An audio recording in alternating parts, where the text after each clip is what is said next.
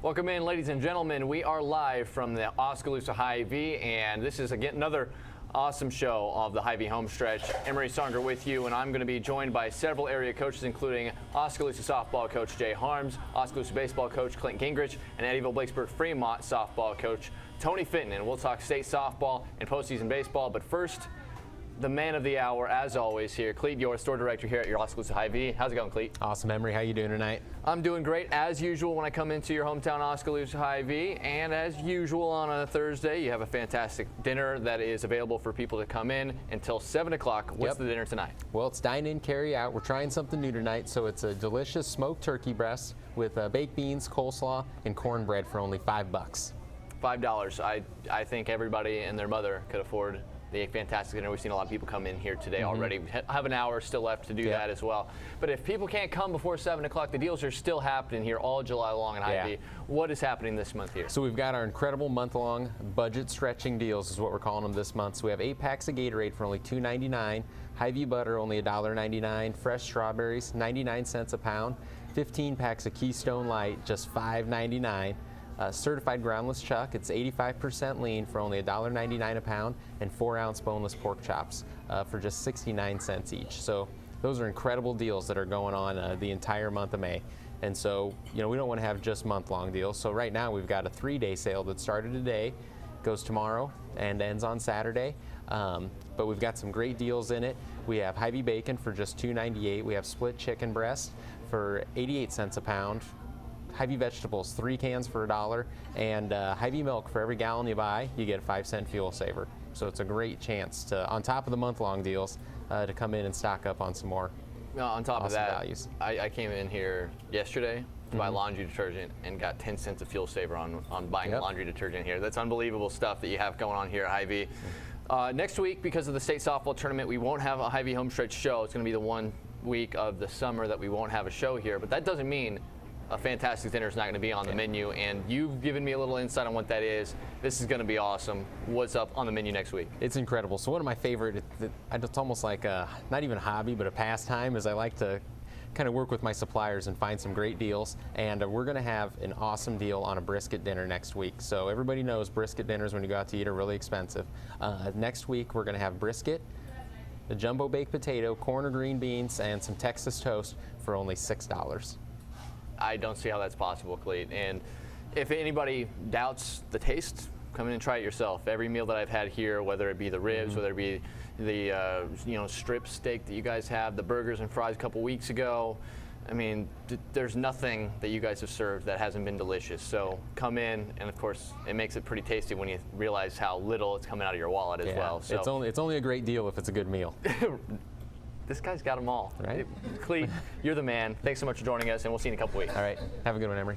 That's Cleet York, store director at your hometown Oskaloosa HyVee. Those are incredible deals. You got to come and check it out for yourself every Thursday from 4 to 7 o'clock, especially tonight. We'll have that dinner up until 7 o'clock this evening. We'll go ahead and take our first break here on the HyVee Homestretch, and when we come in after the break, we're going to talk state softball. Oskaloosa head softball coach Jay Harms. He'll be joining me right next to me right after this on the HyVee Homestretch on the No Coast Network. If you like to save money and save time, then this is what you'd call a really big deal.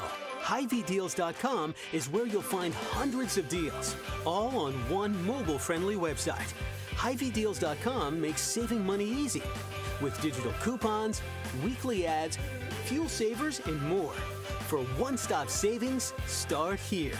Get all the latest deals at HyVeeDeals.com today. Fuel up on savings during the Fuel Saver Summer Sale at HyVee. Get 10 Dannon yogurts for just $9 and earn a 20-cent fuel saver. Buy 10 special recipe brats for $10 and earn a 10-cent fuel saver. Fresh ground beef patties, an 8-pack is $12 and earn 20 cents off per gallon of gas. HyVee salad dressings, 10 for $10, earns a 10-cent fuel saver. And a dozen roses for $10 earns a 7-cent fuel saver. Don't miss the Fuel Saver Summer Sale going on now at HyVee.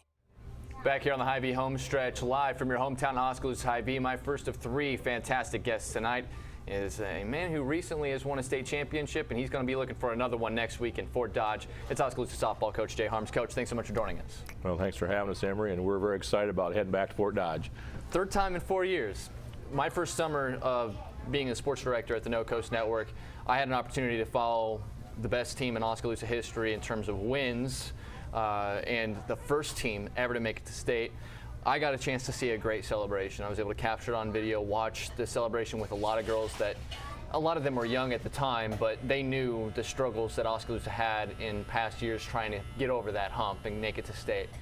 This week, on Tuesday, you guys punched your third ticket in the last 4 years to Fort Dodge and Harlan Rogers Park. You've won a state championship now, and it seemed like you guys just won another conference softball game, the way your team kind of high-fived and got in line to shake hands with Burlington after the game was over.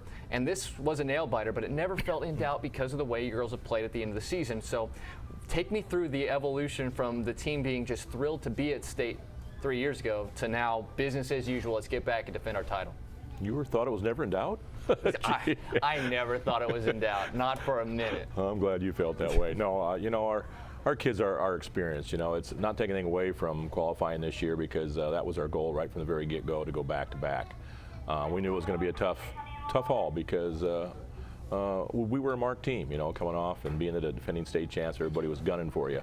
Then the injuries that we had, what we had to go through throughout the season, you know, it was kind of tough at times, but we've always kind of had that philosophy that, you know, again, you hear me say this a lot, you know, it's not how you start, it's how you finish and where you finish. And so we're very happy to get a chance again to finish at Fort Dodge. And, you know, and I can't say enough, you know, you talked about how we've kind of gotten used to this. The 2014 team is the one that really started all this. That group of kids, they were believers, and they told me they were gonna get us there in Fort Dodge, and we did. And of course, had a great year. Ended up in 5th place, won 2 games, you know, out of the 3 at Fort Dodge, and then disappointing in 2015. You know, as you said, we were ranked #1 a lot of that season, and just didn't get it done that year. But we came back strong the next year, of course, and captured the state title, and now we get to go back this year. So, yeah, things have just worked out very well for our softball program. You talk about that, you know, and I'm sure every one of those girls that were a part of that team that unfortunately missed 2015, they would trade that, you know, miss in 2015 and win that title that they did in 2016. Now in 2017, this is a different experience. A lot of these girls have been a part of this program, have been able to win in a lot of different ways, whether it be big games, small games, a lot of thrilling walk-off wins, a lot of blowouts, and some tough losses that they've had to endure. One of the toughest losses, Alexis Westerkamp breaks her hand early portion of this season.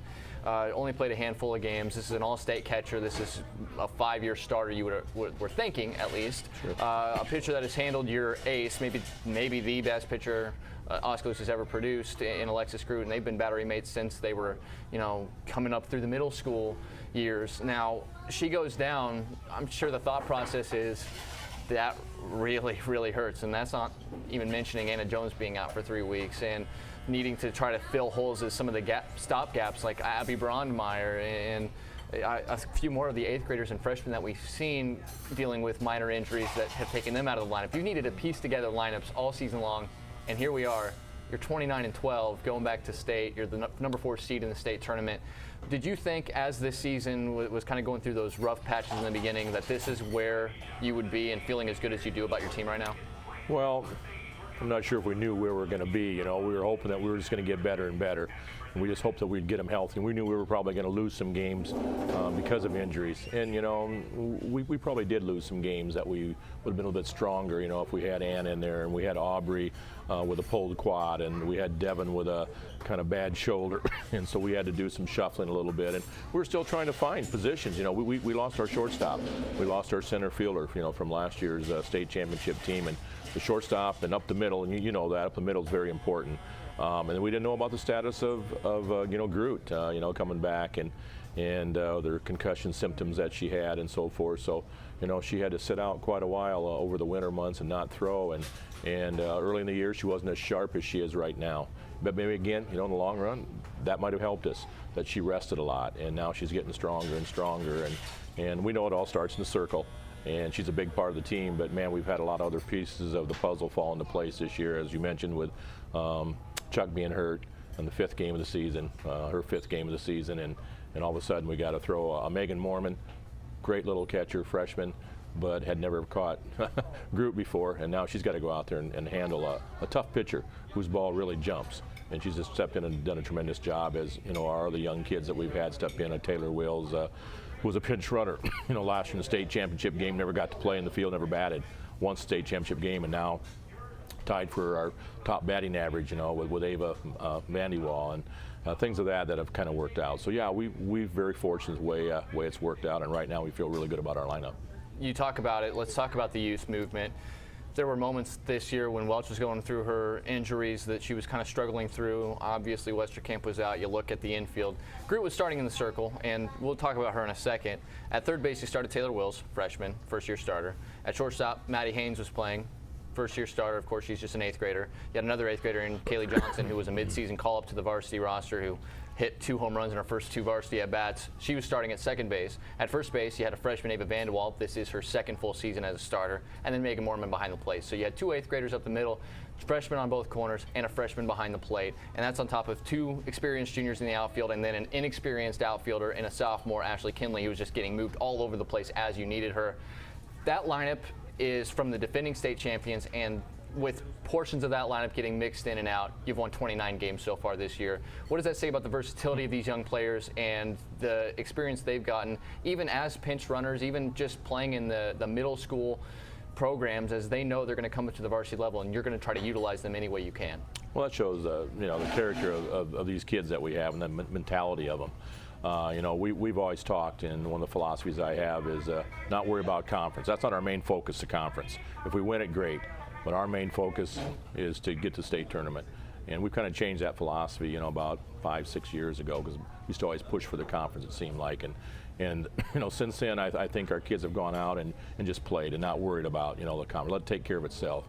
And again, I think those kids, they know what it takes, and they put the time into it. I can't say enough about the effort that these kids have worked, in the off season to get themselves better. But again, success breeds success. And right now we're having a nice little run in softball. Kids are excited about it. The community's excited about it. And that just helps, everything go well when you have that much enthusiasm about your program. People really worried when the senior class, the Westerkamp, Miller, Welch, Groot class, among others, that when they graduate, what's going to become of the Oskaloosa softball program? You lose the Bethany Rowleys and the Peyton Zickafuses, you lose the Alexis Frues and the Kylie Sillimans, and then you lose this huge class that has been so instrumental in the recent success.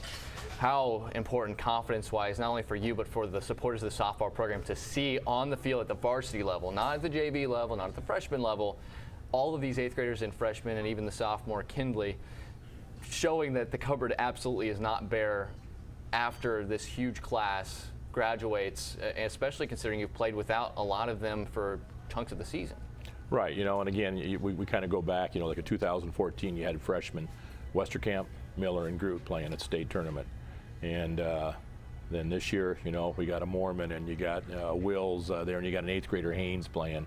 So the kids, they tasted it, and they got a feel of it. And last year we had, Wills and Mormon and Emily Richmond, some of those freshmen that weren't starting that were there, and they saw what it's all about. And when you get to experience that, once you get to experience that, you just want to keep going, because it's just a great week, a lot of fun for the kids. It's a hard week, yet it's a fun week, and it's a great week for the community. We've had great support in 2014, of course, tremendous support last year, our state championship run, and I look for a big crowd there Tuesday night, cheering on Oskaloosa, I guess 3 o'clock on Tuesday afternoon.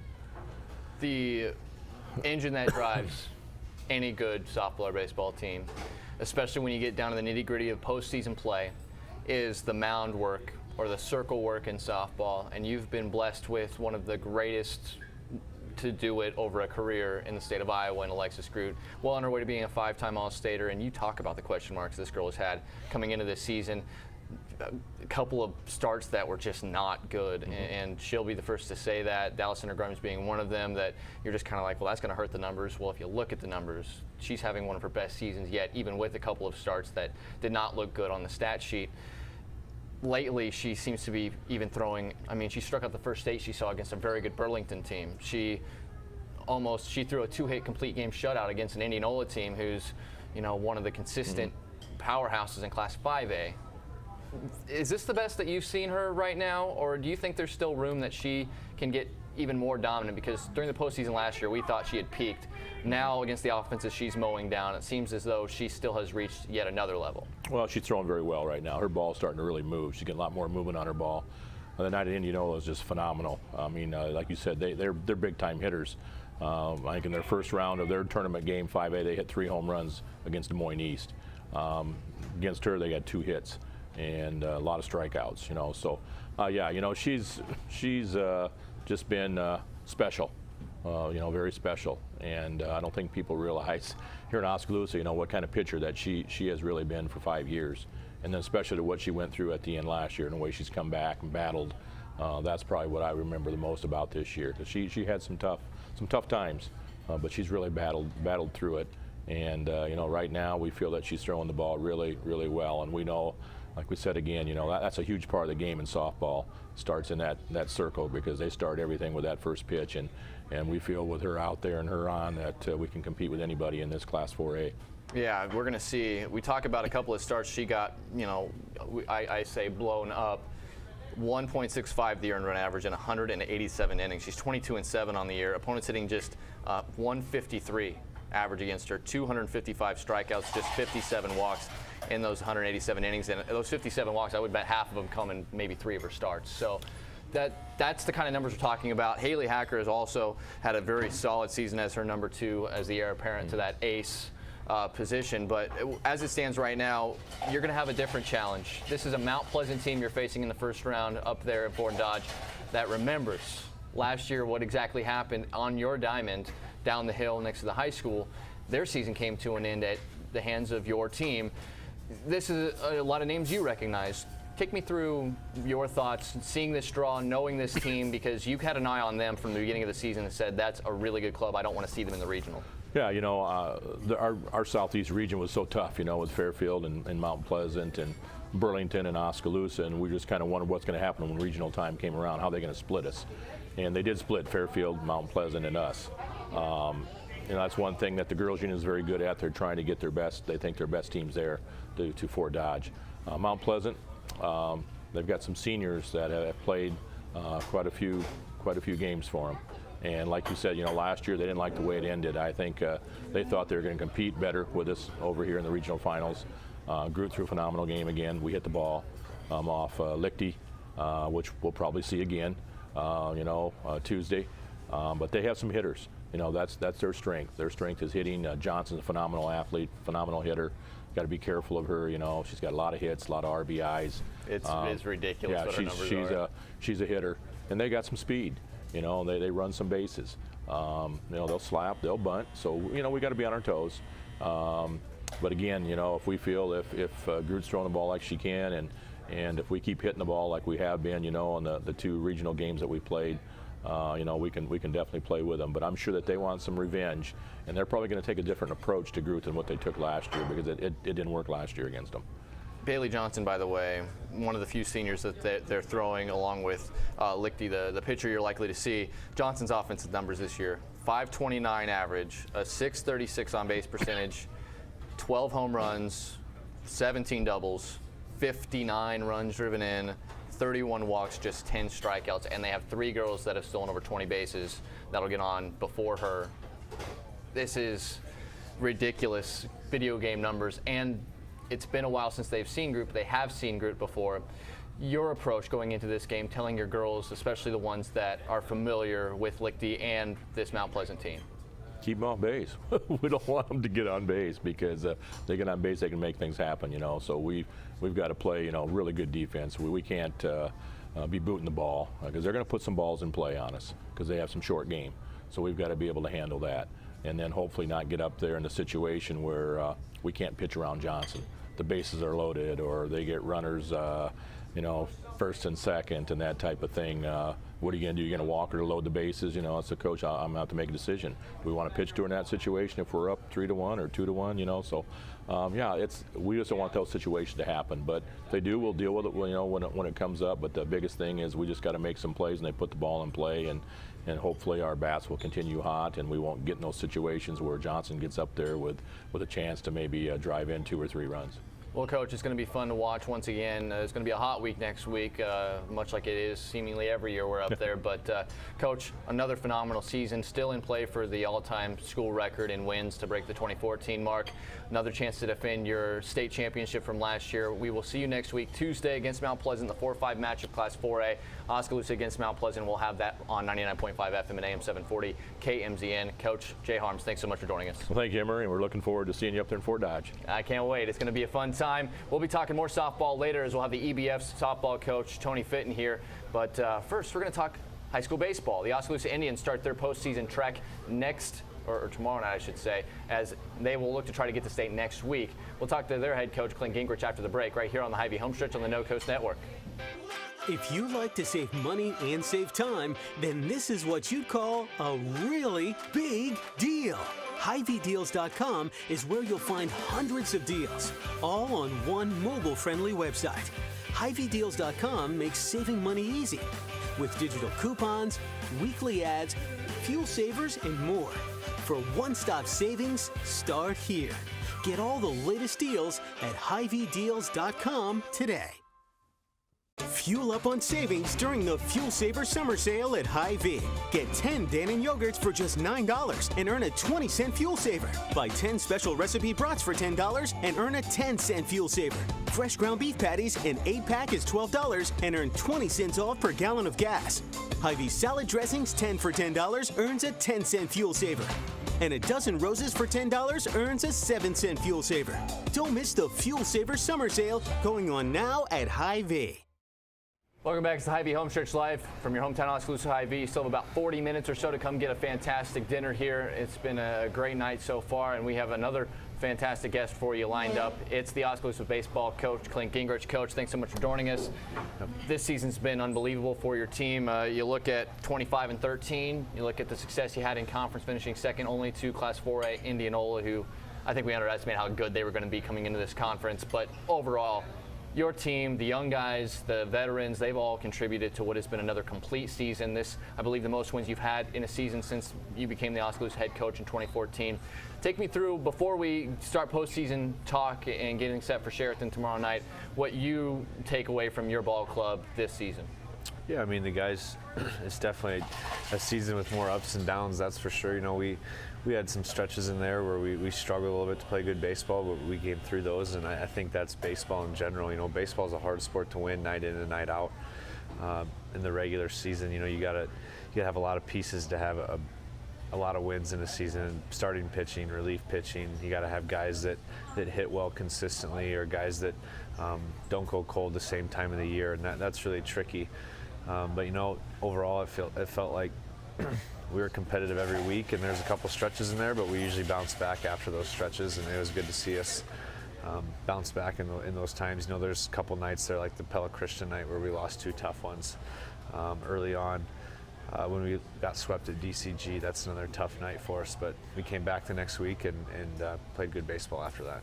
Still were able to manage 25 wins, got a lot of signature wins throughout the season, and much like we figured, your pitching staff was very balanced. A lot of guys who were able to step in and pitch good innings for you. It may not have been as clean as you were hoping for innings-wise, but guys like Peyton Krause really stepped up after not really being a factor on the mound last year. You have some good options with Harrington and Yates, but the offense has been what I consider to be the biggest surprise, seeing guys like your top 3 average hitters on the season, Tyler Miller, Tucker Nunikov, and Alex DeYoung. You throw in what Seth Sarver has done this season. He's got a slugging average of .610 right now, and is leading your team with 30 runs driven in, which is still mind-boggling to me. That's through a full season. Seth Sarver, out of your 9-hole, is your leading RBI hitter with 30 of them. And take me through offensively what has changed this year, because these are all guys that I would not have expected being the top of the list in terms of your offensive production. You know, offensively, we've got a number of guys that really stepped up from last year. You know, we lost Joe Sterner last year, and Joe had a great season for us last year. But you know, you look at the offense this year compared to last year, and while a couple seniors, you know, Ethan and Bennett might not have had the seasons they wanted, they still had productive seasons for us. And Bennett's been hitting the 3-hole here down the stretch. But you know, Nick Harrington started on JV last year for us, and didn't really see a lot of varsity time until about halfway through, and he earned that varsity spot. He's had a really nice season for us at the plate, defensively at third. So he's another bat that we added into the mix. Tyler Miller had a huge year for us. Seth Sarver stepped up and worked hard in the offseason and did a nice job. And then you got Tucker Nunakoven. He improved, and then just drew a blank there. Alex Young's having a nice season. You just go through the list, and it seems like the guys, 1 through 9, we have the ability to drive runs in, and that's huge. Seth Sarver's in the 9 spot, but there's guys in front of him there getting on base and getting situations where he can get guys in, and that's huge. When you have a team that can hit 1 through 9 versus 1 through 5 or 6, then really fall off. That's what makes a team really, really scary to face in the postseason, where you can't take a break. Doesn't matter if it's 7, 8, 9. Typically in a good high school lineup, your 7, 8, 9 hitters are weaker outs or easier outs. I don't feel like that defines our team at all. And then another bat that I was going to add was Charlie Banstra. He didn't have a ton of at-bats, but when he did get at-bats, he took advantage of them. He had a nice season for us as well. So those are some new faces and some new contributions, and some guys coming through like Nick and Tyler that were on the team last year but made even bigger contributions offensively for us this year. 338, the team batting average, and on base right around 400. You guys haven't wrapped out a ton of home runs, but you don't see a lot of teams with it. Sarver and Arnold both with 3 each, and Bennett Spry has 30 RBIs along with Sarver, so they share the team lead. It's been just a collective effort, but what we knew was going to be a collective effort coming into this season was your pitching staff, knowing, especially with the rule change from innings to pitch count. You were thinking, well, this is perfect for Oskaloosa because they already like to kind of piece games together with 3, 4 innings from a guy and just try to keep everybody as fresh as possible, and that seems to be the case this year. You did have a problem with walks versus strikeouts, but as the season wore on, that got less and less of an issue.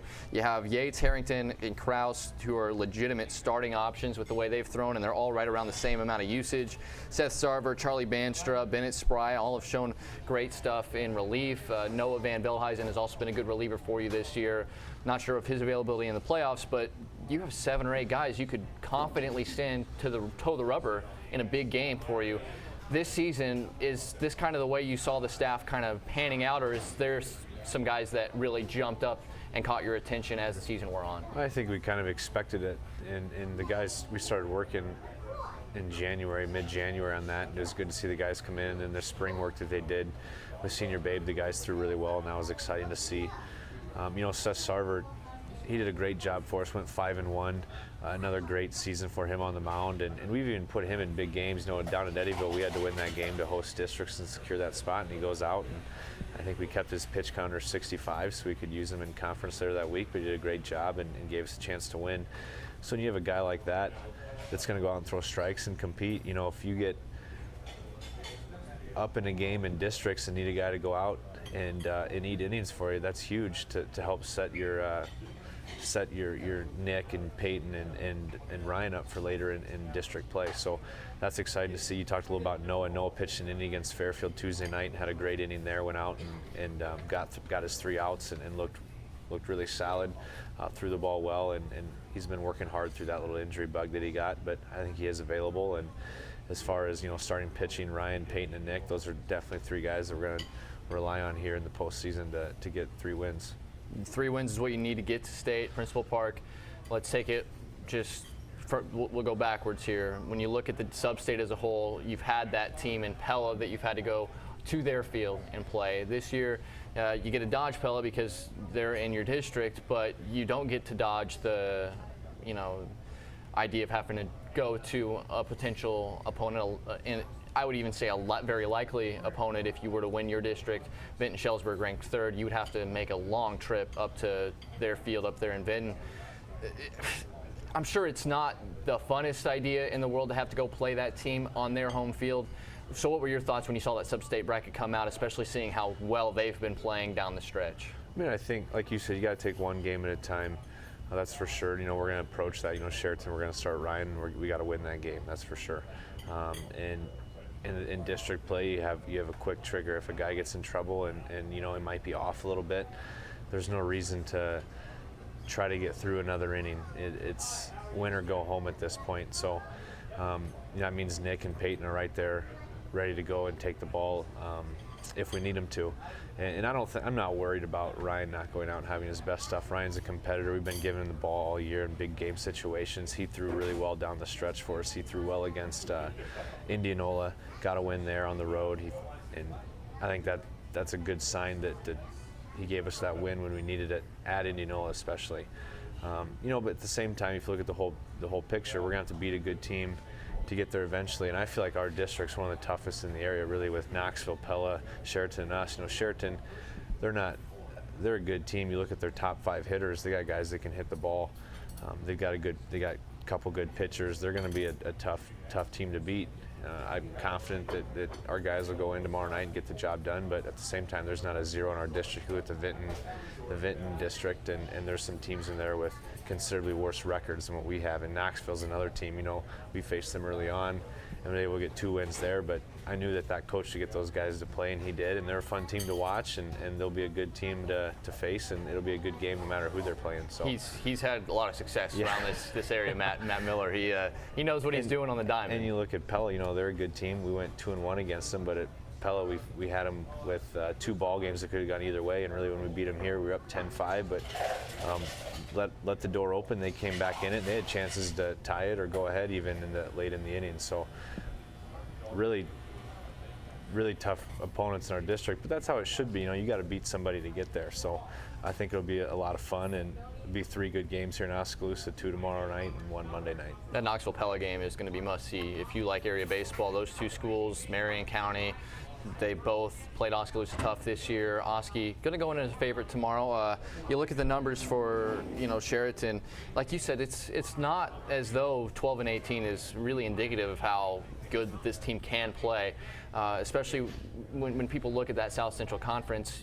People underrate that South Central Conference in baseball. You talk about the Knoxvilles, Davis County, Centerville, and Eddyville, Blacksburg, Fremont all had real solid seasons out of that conference as well. So it's not as though there's a lot of cakewalks in that conference, a lot of winning records there. But you mentioned it, 3 seniors, a 3-headed monster at the top, all batting well over 300. Kobe Richmond, Trevor Mark, and Riley Walters. They have guys who can hit it out of the ballpark. They have good run producers. They have 3 guys over 20 RBIs on the season. They do draw quite a few walks, especially in that middle portion of their order.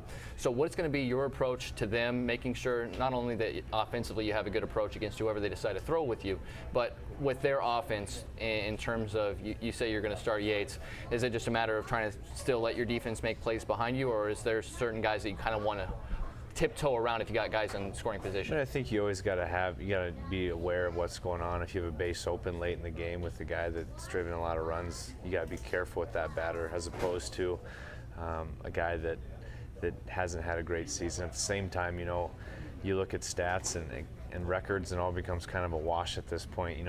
A kid might be hitting 150, but if he hits a duck stone over the first baseman late in the game with a couple runners on, it is what it is. So, it's the same approach we've had for every game, the same intensity, the same focus. You just need to get after it and work ahead and use your defense, and the defense will be there to make plays. And if that's the case, and we throw strikes and make plays behind them and score some runs, I think it's definitely a good night to start our postseason run, that's for sure. You're going to be the nightcap. You're going to get a chance to see the other 2 teams that'll play. You've seen those teams 3 times each this season. This is not an unfamiliar spot for a lot of these kids. The Spries, Nunnikovans, you look up and down your roster. These are kids, the Arnolds, the Krauses. You've been able to see them as they got into high school, as they got started in 2014, and you started turning this program around, kind of reaching this crescendo mark of the way that this team has played.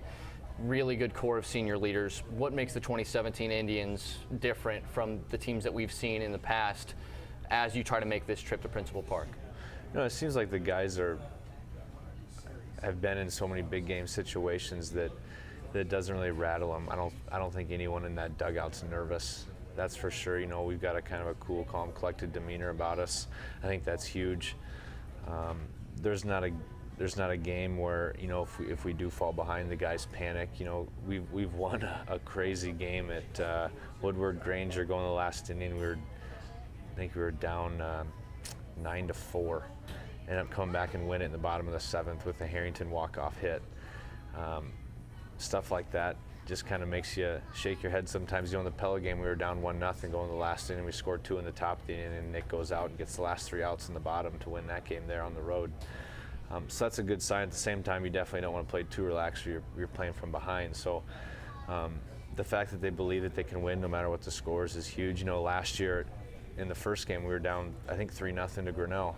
And we fought back and we scrapped back, and we didn't get all in one inning, but we got a run here and another run there, and then tied the game, and then got the go-ahead run off of Blake Van Veldhuizen single in the last inning. So games like that, I think, just kind of bring the guys closer together, and I think that's a good thing that they have that experience as well. They know what it takes, and they know that, you know, it is good to play relaxed, but at the same time, if you're too relaxed, you get in trouble like that, and it only takes one game and you go home for the year. And so we know the urgency we need to come out with and the focus. That's something we've talked about from day one.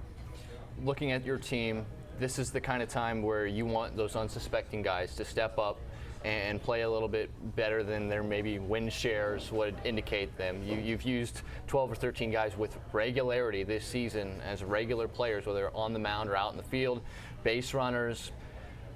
This is a team where I would consider it very assembly line-esque. There's not really anybody that's any more important than the 12th, 13th, 14th guy that you're bringing out of the dugout at any given time. Everybody is very much on the same level, which makes this team so dangerous. But if there were a couple of guys that you thought were due for a big game, that you think we should be paying attention to as we head into the postseason, that you think would be a little bit of an extra boost for your team as you try to win some of these postseason games, who are those guys? I think it's going to be guys like you talked about, guys that come off the bench and help us out. You know, like the Noah come out and throw a big inning, get a big out somewhere. I think Keaton's going to come in defensively and work for us behind the plate to help us there a little bit late in games. You know, that's going to be huge for us. It might not be on the offensive side, but that's still a big role. And he's been doing a nice job for us all year. But then offensively, you know, I think that's what makes us dangerous. Is it could be anyone 1 through 9 deliver that big hit. You know, it could be an Ethan Arnold who he might say he's had a disappointing year, but he's still hitting over 300. It could be a Blake Van Veldhuizen. It could be anybody deliver that big hit. You know, something else that's exciting to see, and we're not quite sure how we're going to work through it all. But Tyler Miller's back as well. You know, he's healthy enough to play, and that could be a huge spark for us as well. But you look at our lineup, and it's really exciting to see that, you know, Peyton Krause, I don't think his average is above 300, but he can come through with a big clutch hit and had a big hit against Fairfield the other night to give us a couple insurance runs late in the game. So it could be anyone, and that's what makes us dangerous. If their pitcher takes one at bat off, you know, I think that's something that we can break through with. Definitely, Coach. Always fun to watch your team play. Aggressive style, both on the base paths, at the plate. A lot of quirky things that you'll see your team do, and this is the time of the year that we'll see exactly what your team's made of, because you're going to get everybody's best shot at this point. Sheraton's going to know what they're in for on your home field tomorrow night. Any final thoughts for people out in the community who are thinking, you know, I'm definitely going to watch these couple of games, but what do you want the people of Oskaloosa to know about your ball club before you head into these win or go home situations? You know, I think it's just, this is the best time to watch baseball. This is what makes baseball fun. You know, you look at College World Series, best of 3, the World Series, the playoffs. It's the Game 7 every night, and that's what makes it so much fun. The energy these kids bring, and it's not just our kids; it's both sides. But how much heart they put in, how hard they play, and the story of the game that develops throughout, and that's what makes baseball fun. What happens in the first is obviously going to impact the game, but it can be entirely different by the 7th inning, entirely different feel. And you know, if you go out and make a mistake in the first inning, watch the team overcome that mistake. You know, baseball isn't about being perfect; it's about responding and answering the call when something doesn't go your way.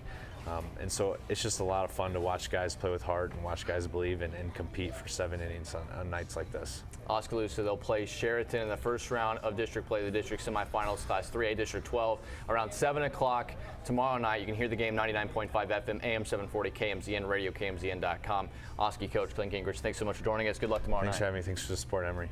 All right, that is Clint Gingrich, Oskaloosa, and their baseball team looking to make a deep run in the postseason as well. A team that's already made a deep run in the postseason and advancing to the state softball tournament are the Eddyville-Blacksburg Fremont Rockets. Their head coach, Tony Fenton, will join me next here on the HyVee Homestretch on the No Coast Network.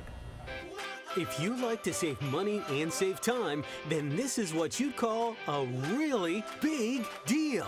HyVeeDeals.com is where you'll find hundreds of deals, all on one mobile-friendly website.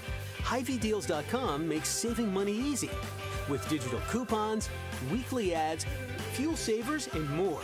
For one-stop savings, start here. Get all the latest deals at HyVeeDeals.com today. Fuel up on savings during the Fuel Saver Summer Sale at HyVee. Get 10 Dannon yogurts for just $9 and earn a 20-cent fuel saver. Buy 10 special recipe brats for $10 and earn a 10-cent fuel saver. Fresh ground beef patties, an 8-pack is $12 and earn 20 cents off per gallon of gas.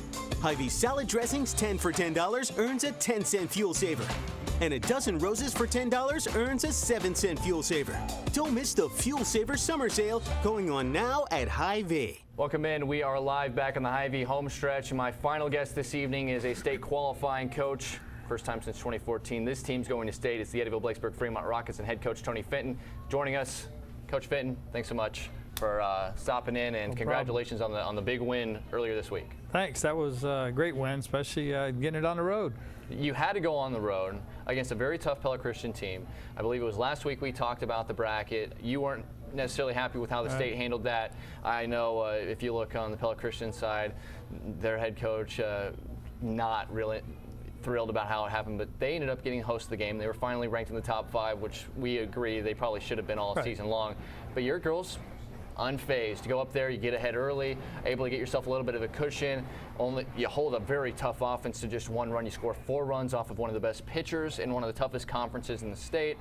Take me through that ball game on Monday night, knowing that you were in an environment that was going to be tough to win in, because not a lot of teams can win in that on that field in Pella. But take me also through the feeling of relief as your girls get that final out. Well, we were, going up there. We got up there early. We wanted to beat them up there and just make it kind of like our home field, and got up there and got ourselves comfortable. And Randy threw a heck of a game, keeping them off balance. Claire called a great game, and our defense played outstanding that night. And it was just one of those.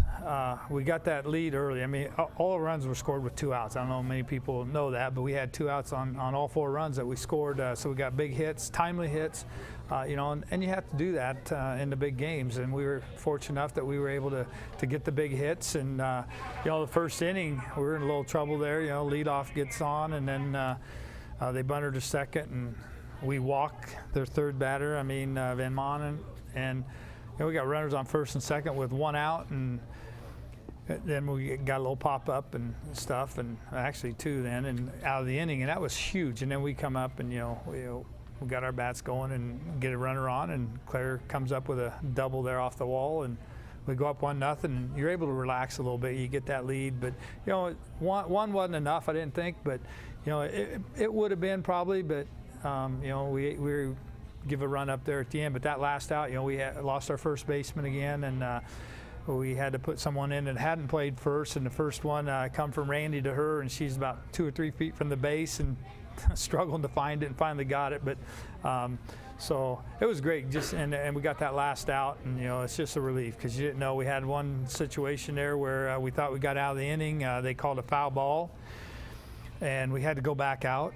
And you just never know what the mindset's going to be of your pitcher, getting focused again, and your fielders and stuff. But we were able to go out and get her out for the final time that time, and then we, got an insurance run and able to get the win. Getting the win puts your team with a very impressive record, 30-8. This is as hyped a season Eddyville-Blacksburg Fremont has had. The last couple of years run into some tough regions. This year was not an exception. You were able to win this region, but it was still a very tough region. You did qualify in 2014. Some of the characters this year the same, the Hagen Boys, the Claire Yeagers, but for the most part, this is a different look. All of these girls back from that bitter taste of defeat against Van Meter last year, who, of course, we all know went on to great success after that ball game. So with this particular team, having seen them grow this season, win 30 games to this point, still 3 to play up there. You're the 6th seed, but you've been ranked in the top 3 for a lot of this year. Take me through how this team is different than that 2014 team. Well, this team, we've got experience. We had great leadership back then too, but these guys have been there, so they know what to expect. It's not like going in cold turkey like we did the last time, go up there and trying to figure things out. And we actually just went up and played and relaxed, but this group, I think, will be able to do that, and that's what's helped us there at the end of our season. We had a little spot there that we weren't playing real well, and they come together, and said, hey, let's just relax, have fun, play the game like we're capable. And that's what I expect them to do when they get up there. And, I just think the experience that we have, the leadership that we have from our players is going to help us. We're playing a Waterloo Columbus team that they're young. So you never know what the nerves are going to be, even with our kids. I'm sure we're going to have some kids that are nervous, but I think we should be able to get them calmed down, and hopefully our bats stay hot. You mentioned it. The opponent is Columbus Catholic out of Waterloo. They're the 3 seed, and so if you look at their leading hitters in terms of the hits they have acquired this season: sophomore, 8th grader, sophomore, freshman. The only other player that has more than 3 hits this season is a senior, and she is the back end of that. That is stupid young, if you will. 370, the team average. Yep. A 428 on base percentage. A team that's pounded out 14 home runs, which is less than Hagen Boyer on the season, but they still have power numbers. They have a girl that has 52 runs driven in, another girl with 44, and another girl with 40 RBIs this season. Their sophomore pitcher, who's one of those hitters that we talk about on the season, she's 27-5 in the circle with a 1.72 earned run average, a 190 opponent's batting average against. Not really a strikeout pitcher, but she don't walk anybody. This is going to be a challenge, but I think the team that you're going in against, they still probably don't feel any pressure because these girls are all so young that they probably feel it's just the beginning for them. So looking at this particular matchup, seeing those numbers, understanding the fact that the Boyers and the Jaegers know that this is their last chance to capitalize on how good this team has been the last 4 years, what is going to be the approach against a team in Columbus Catholic that has such gaudy numbers, both pitching and hitting? Well, the pitching wise, the scouting report I'm getting is she doesn't throw real hard, and that gets you out on your front foot, beating the ball on the ground, hitting some lazy pop flies, just not getting the ball solid. So that's kind of a concern for us. But Highland team, I didn't think that girl threw real hard, and second time through the lineup we lit her up. So we're just hoping our bats stay alive. We make adjustments at the plate, and if we hit the ball like we're capable of, and I think we're going to put up a lot of runs against this team. That's our plan. And if Randy comes out and throws like she has the last 2 games, she's just been outstanding. We've been able to rest her, and it's really helped her movement and her control, and her speed has been great the last 2 games. To go in against Pella Christian and hold them to 1 run, that's one of the better teams in the state. And I really feel that our bracket is the hardest there. I think I-35 and us are the 2 best teams there, and we're plan on playing them in the second round. You mentioned the bracket, but it's not only that, it's just the fact that this bracket geographically, not a lot of these teams see each other. So it's going to be kind of strange matchups for a lot of these teams, teams that they wouldn't otherwise come in contact with outside of maybe a state tournament situation. Durant actually the number 1 seed, Interstate 35 the 2, Waterloo Columbus Catholic the 3. You guys are actually the 6th seed, and you look at that, that's all fine and dandy, but you see lower seeds win at the state softball tournament all the time. This is one of those sports. It's not like the girls basketball bracket where you rarely see a 7 or an 8 seed find a way to beat a top seed. Softball, anything can happen at any given time. Your team has seen that firsthand. You were able to pull an upset on Highland 3 years ago, who was ranked number 1 in the state, going into the state tournament, and beat them in the state semifinals to get to the state championship game. So from your experience being at state, from your team's experience with a lot of these upperclassmen that were a part of that team, knowing the unpredictability here, what are you guys going to kind of approach when you go into the tournament, not necessarily against Columbus Catholic, but just as a whole, knowing the agenda just a little bit better than you did last time? Again, you get in a routine up there, just where you're going to go hit, when you got to get to the field. It's way different than anything you've done all season. So, we were able to get in a good groove last time we were up there, and hopefully we can figure that out. This time we're playing at around 5:30 both games, so that's a little different than playing at 11 o'clock where you can go eat breakfast, go hit, go to the field, and go. So now we're going to have some dead time in there. We got to make way for that. But once we're at the field and the game comes, I think our kids are experienced enough. They want it. This has been a goal of theirs, and we're going to achieve it. That's our belief, and that's how we're going to go in. And every game is one step closer to that goal. Right now, we got a 3-game season, and we busted it up that way. Our regionals were that way, and we were able to go 3-0, and we're looking to go 3-0 up there. this season for Eddyville, Blacksburg, Fremont, we mentioned highly touted. You guys came in ranked number two for a while, number 3 for a couple weeks, and then as the season wore on, as other teams were not only getting better but also added into your class, you kind of slipped down to the 9th ranked team heading into the postseason, but still played like you're one of the top 5 teams. You talk about thinking you're one of the top 2 teams. That's not a stretch thinking about the way you guys played this year. With that being said, you mentioned the bracket, you mentioned the stage.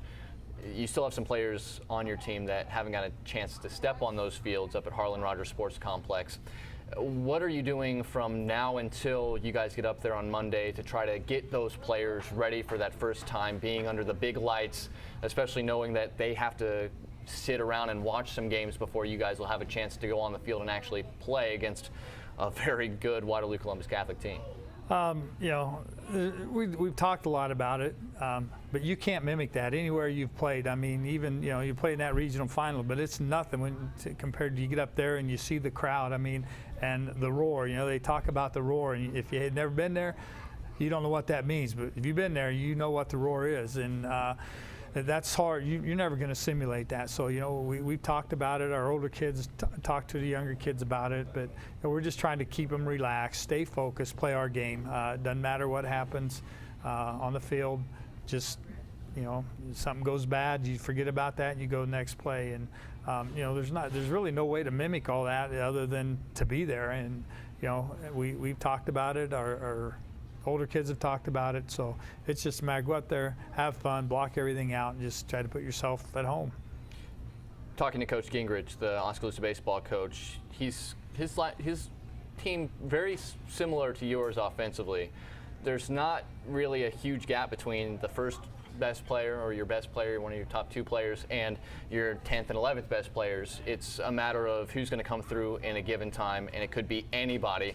That puts you in a kind of weird spot as a coach, trying to puzzle piece the batting order the right way to make sure the right batter comes up at the right time. Of course, knowing your girls all season long, you probably got your 9 figured out. But if there are a couple of girls that you think have an opportunity here that you think they're just waiting for that perfect opportunity with runners in scoring position in a big spot late in the game, who are a couple of players that you think are prime and ready to have that clutch hit in a clutch moment for your team as you go up there to state? Well, it's interesting you say that. We're short of first baseman right now, so right now we're trying to find somebody to play first base, and whether we move somebody from third to first is probably what's going to happen. Is just which one of our third basemen are going to go to first. Now, do I bat for them, or do I let somebody hit? Brianna Versteeg, she had a pretty hot bat a lot of times this year. I've been DHing for her, but it might be a time for her to get back in the lineup. She's had some clutch hits, very good bunter, so small ball may be something we have to do. If we're not putting the ball in play, we may have to go to that, and that's something that we're capable of, and she's a good bunter, so she's one that may have to look to get in there. Have Lily Heineck, she's an 8th grader, pretty good bat that I can bring in off the bench if we need a pinch hit or something. So there's a couple players there to maybe get into the lineup. The rest of our hitters, it's crazy how it works. It's top to bottom, or it's every other batter. It's any one of our people are capable. We've got home runs all the way up and down our lineup, and so it can happen at any time. We get a lot of base hits. We got one the other night out of our 7th spot that just got over shortstop's head, and we scored a run from second. It's just getting the hits when we needed them, and anybody's capable of it. It's just having confidence at the plate. What's been the key for Randy Richmond this season? Obviously, the 3rd full season as a starting pitcher after Natalia Hopkins had an unbelievable career. She graduates, Randy comes in, and she's been every bit as advertised as the young player that we knew you had. You also have Randy Taylor, who's also a very capable pitcher as well. But specifically Richmond, what have you seen from her this season? You had some rough patches this year. Every pitcher does in a long season like this. But what have you seen from her, especially late, as she's been able to hold off very good offenses to very quiet nights? Well, I think a lot of it is, I think she got tired, wore down a little bit. She had a little arm problem there. She wouldn't say much about it, but when we were going through that rough stretch, she was having trouble hitting spots and things, and we were trying to get her as much rest as we could there through that and stuff. And we were able to get her quite a bit there towards the end of the season. She's come back in the tournaments just, throwing hard and hitting her spots, staying focused. And Randy, when she's on, she is tough. And she had about 3 games there. Maybe she wasn't at her best, but she doesn't let things phase her too much. You don't see a lot of emotion out of her, which is, I think, great for a pitcher, because you can't show that. And she usually is just spot on, and getting rest and getting healthy has been good for her. All right, Raina Taylor, a sophomore, she's pitched 87 innings. It's not as though she has been utilized in a bit role. She's been a major player for you, not only at the plate, but also in the circle. And she herself has had an almost identical season to what Richmond has in terms of her averages across the board. Is there ever going to be a thought in your head if a certain matchup presents itself, if Randy struggles just a little bit against a certain offense, that you would like to go with the sophomore? Yeah, we did that again. First game of the regions, I thought we tried to get Randy a little more rest, and we started Raina. We were there towards the season. At the end of the season, we were going every other game with him. It didn't really matter who we were playing. We just were trying to go every other game to keep arms fresh at the end of the year. And I think it helped us. And Raina's very capable, and she's got a pretty good drop ball and off speed. So. Keep people down. We were able to beat Burlington 2 games, and it was a doubleheader, and both of them pitched. We went 5-0, 7-0, and it was outstanding pitching and great defense. That is an impressive couple of wins, considering where Burlington ended up this season in a regional final in 4A.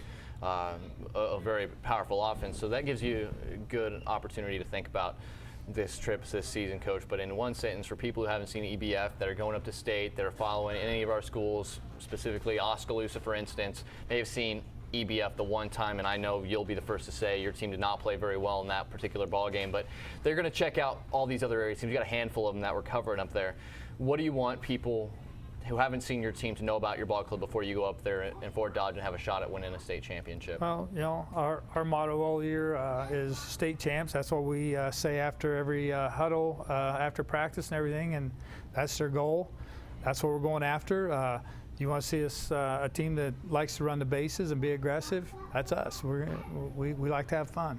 Coach, it's going to be fun because I can't confirm. I will be doing the play-by-play broadcast on 104.9 FM KBOE and KBOEradio.com. All 3 of your ball games here coming up into the postseason at the state softball tournament. Congrats on another fantastic year, and I can't wait to see the ball club play again. All right, thanks, man. All right, that is Tony Fitton, head softball coach, Eddyville, Blacksburg, Fremont. They'll be at state along with Oskaloosa, Montezuma, Sigourney, and Albia.